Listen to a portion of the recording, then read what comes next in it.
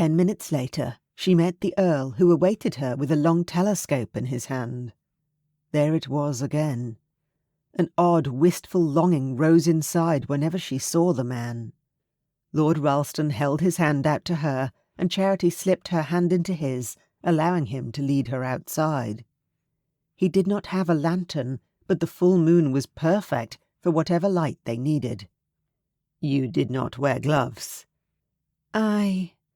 She wrinkled her nose in a small, self-deprecating grimace. "Do not worry. I will warm you." What did that mean?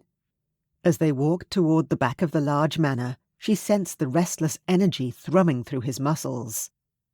They paused at a rather long ladder, and she lifted her head. "Do you mean for us to climb to the roof?" His eyes glinted with laughter in the shadows. "Yes. There are stairs on the inside.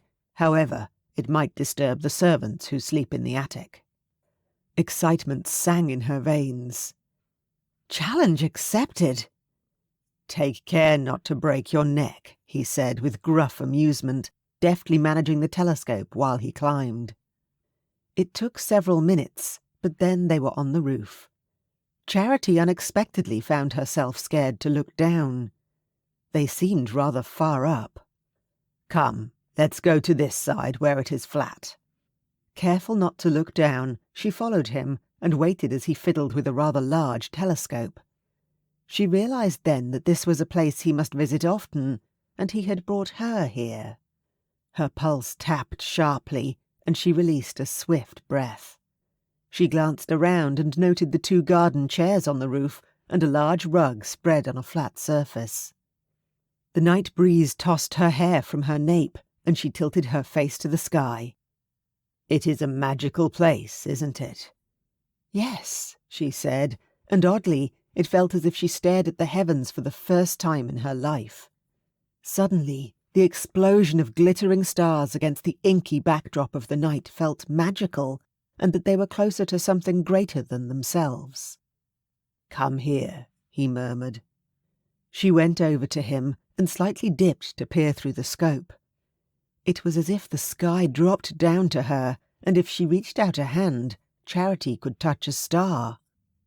"Oh, how lovely!" she gasped. "They look like shards of glass." She could feel him right there beside her, the heat of his breath close to her cheek. "My lord, I do believe they are moving." "It seems that way, but they are not." He pointed out to her several star clusters, even naming them, and Charity felt her fascination grow as he regaled her with tales of Taurus and the mythology surrounding the bull. She breathed in the night air, the fragrances of Ethan close to her, combined with the heady scents of roses and freshly mown grass. It was a heady mix.